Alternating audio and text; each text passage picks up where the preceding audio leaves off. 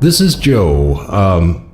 We are broadcasting today from the world-famous Statue of Liberty on Liberty Island between New York and New Jersey. Wow, look at that view. You can almost see Chris Christie from here. It was quite a climb to get all the gear up here, up that double helix spiral stairway and all. But here we are in America's grand symbol of... Oh, wait a minute. Just 1 minute, folks. I've been handed a piece of paper by some official-looking dude who told me we should get this out over the air as soon as possible. Let's see, or out over our podcast as soon as possible. I think he thinks we're going out over the air, but you know. It seems that the U.S. Immigration Service has been working with the Ellis Island Foundation over the historical records, blah, blah, woof, woof. Let me see. The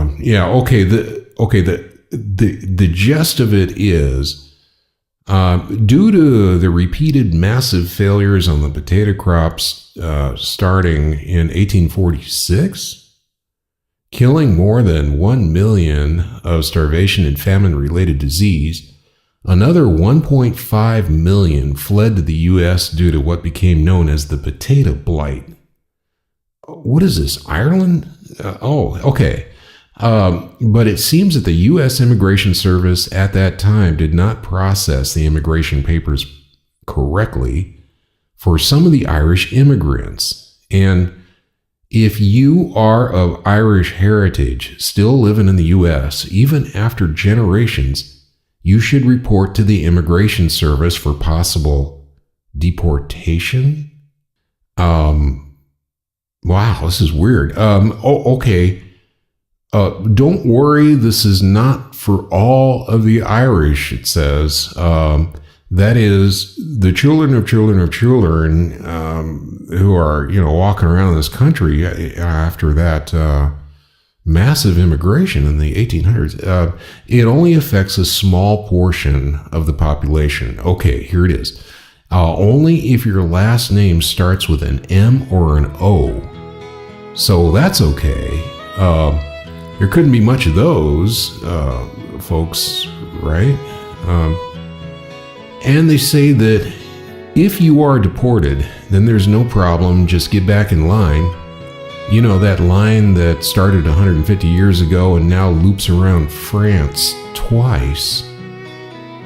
Anyway, we are lucky. The Joe Castic podcast is lucky to have as one of our crew, one of our engineers, our good Henry, who is a genius at recording technology.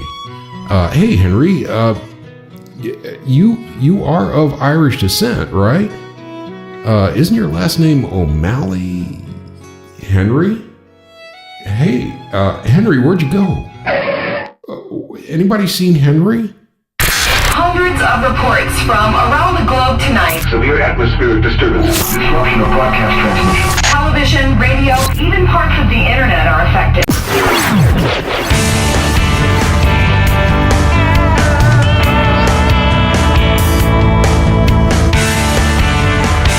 Are you ready to have another Joe-casm? Well, then you've come to the right place. This is the historic Joe Castic podcast number 2. Just hang on to it. In a few years, you can probably unload it on eBay for a whopping amount. So there's this big mind-bending vortex of a situation going on right now along the U.S. border that many of us here don't seem to be able to figure out at all. Indeed, it's quite beyond the comprehension of any parent that could ever have a child that pack up that child and send it over 1,000 miles north on a treacherous journey through crime-ridden, drug-soaked territory. Kind of like sending a child from LA to Canada or something. And why? Yeah, because I understand now. because they got it on their iPhones that some U.S. politician made some statement years ago about immigrants from certain Central American countries would be processed a little more humanely than the others. Okay, well, that does it for me. Some of those foreign parents must have said, when they heard that, they must have said, "Kids, pack up. You're leaving tonight." Just a minute, folks. Sorry about this.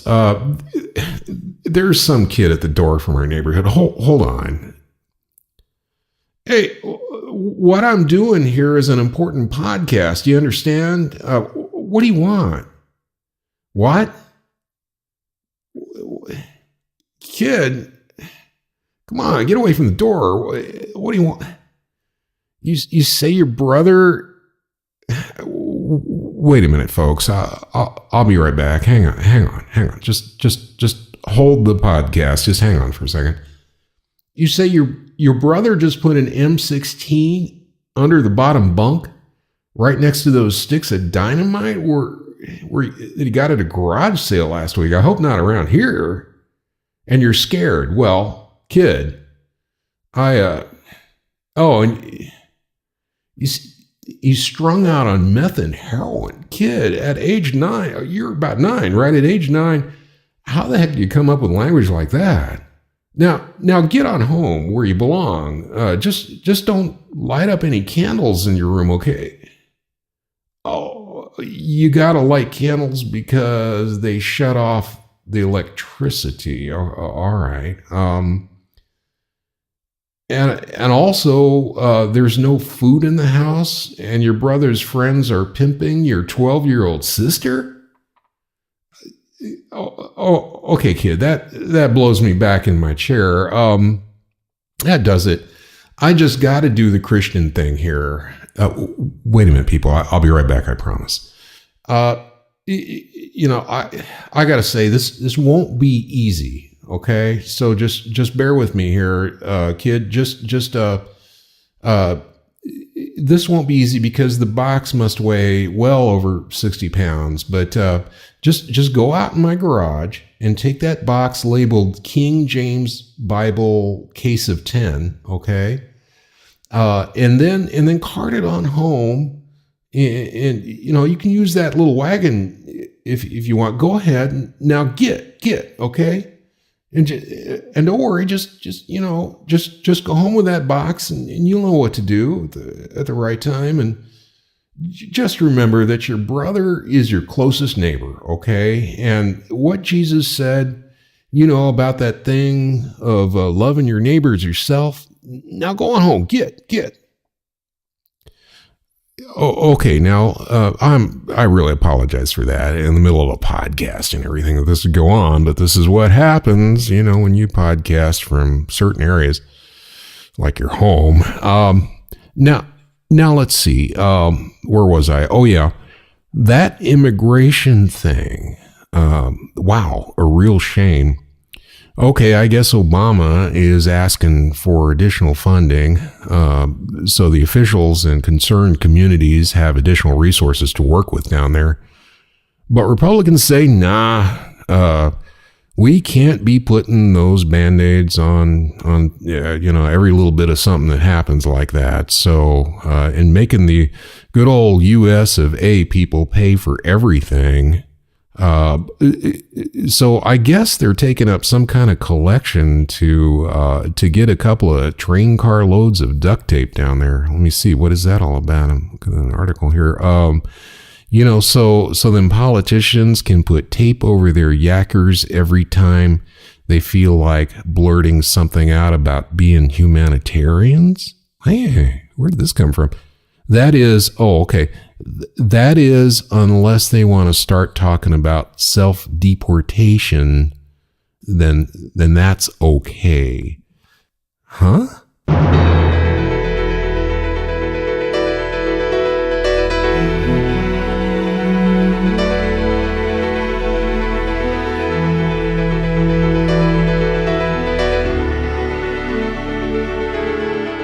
In other news, let's see, headlines.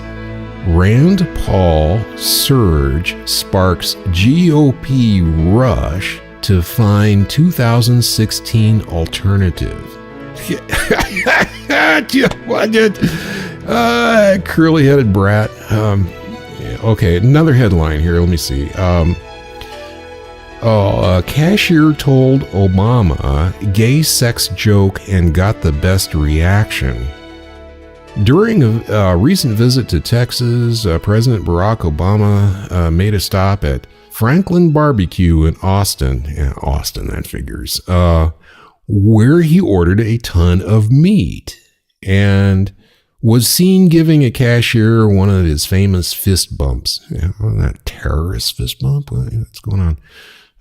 The cashier told Austin Chronicle the fist bump was a reaction to a gay sex joke. What? That's crazy. As the president approached, the cashier's hand slapped down on the counter dramatically. Equal rights for gay people, she said. Are you gay? The president asked.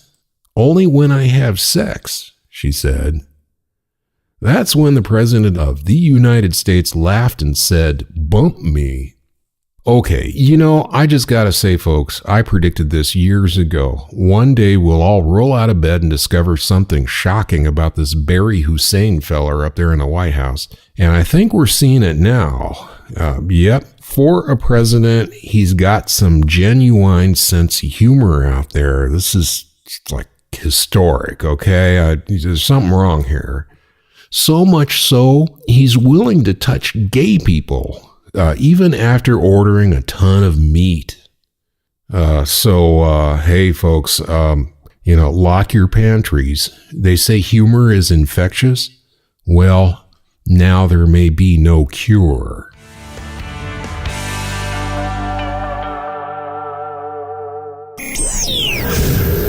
She's from another galaxy. Let's play Golden Fruits. And she's here for the jazz. Roger that. Okay.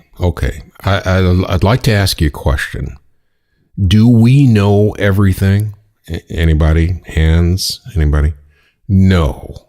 I think only the most deluded of individuals would tell you that we do know everything. So what about all the stuff that we don't know? What I mean to say here is the more we know, the more there is to know, right?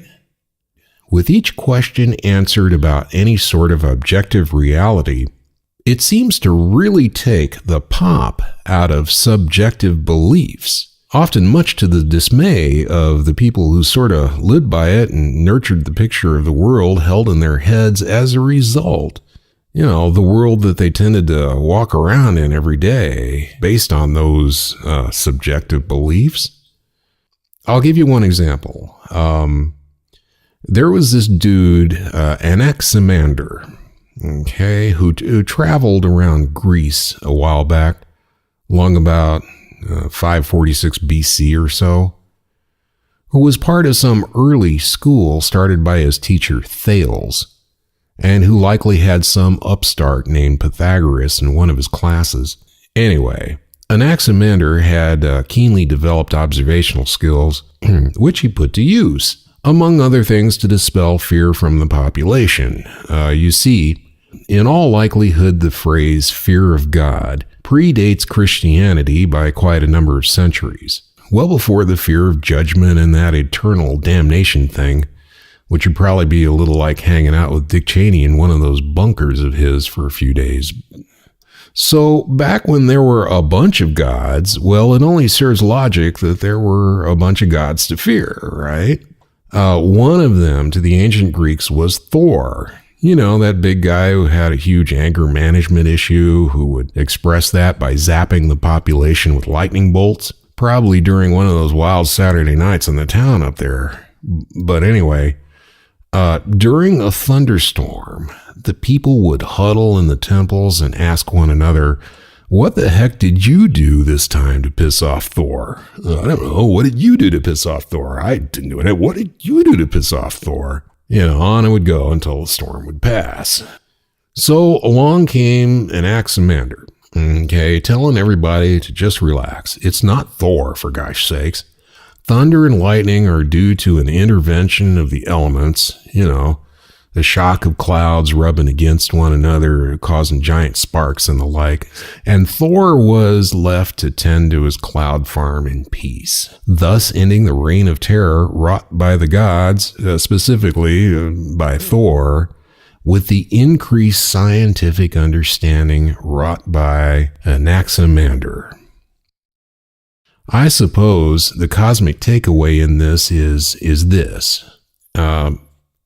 Today, in modern times, the advent of increased rates of heavy weather and historic highs and lows and all of that, and rising seas and melting this and hurricanes and, what have you, why don't we first consider the best data that science has to offer at this point in history? And then, of course, if you want to believe that God upped and decided to spank his children for one reason or another, then go ahead.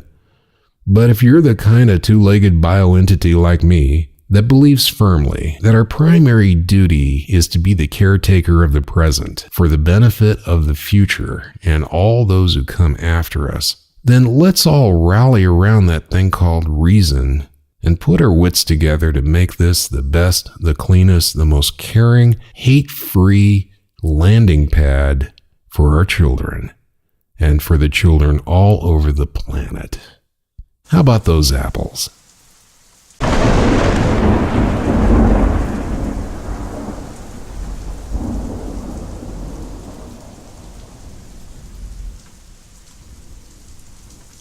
Well, folks, we got a few minutes left, so I'm going to take us out of here with this podcast episode with a favorite of mine. This is my Uncle Ned that he did an interview quite a number of years ago, and I just wanted you to hear this at some point. Might as well just stick it in here now. This was Ned's, he was starting his own radio show or podcast or some darn thing back then, a series he had called Still a Star, and rest his soul, Uncle Ned passed away right after this this interview, and I think he said something like, well, now that he's interviewed David Lee Roth, he can die in peace now. And that's exactly what happened. I think, I don't know why he liked David Lee Roth so much. I think maybe it was that song he had about the California girls where he redid the Beach Boys thing. And I guess he watched that, hundreds of times on MTV and got his wang danger doodle going or something. I couldn't quite figure that one out, but anyway, without further ado, here's my Uncle Ned interviewing David Lee Roth. I hope you enjoy it.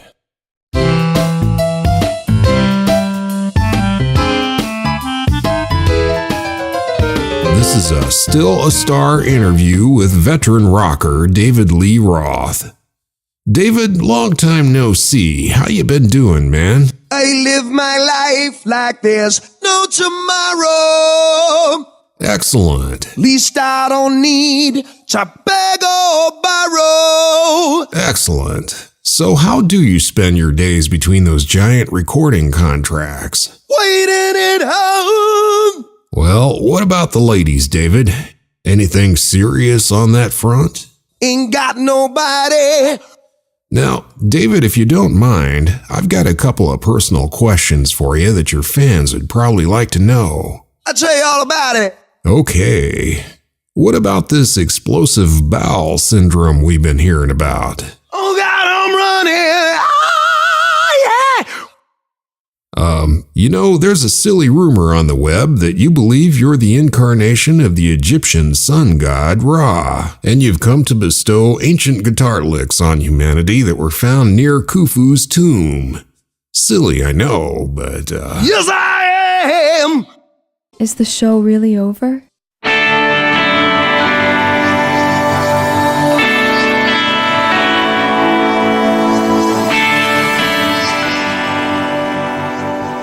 Well, folks, that's another podcast. We just can't help ourselves. We'll probably be doing this a whole lot. You can encourage our behavior by making a comment on our site. Anywhere there's a comment box, just go to joecastic.com. That's joecastic.com. And just pop in a comment there and let us know what you feel. Who knows? We may even read it on our next podcast. Okay. Here's a question for you. One of those thoughtful questions that I'd like to ask on the way out. What is the difference between a tomato and a Joe Castic podcast? I'll give you a hint. One is red and it's got seeds and is juicy in the middle. And the other's a tomato. Take care and we'll be yakking at you soon. Bye-bye.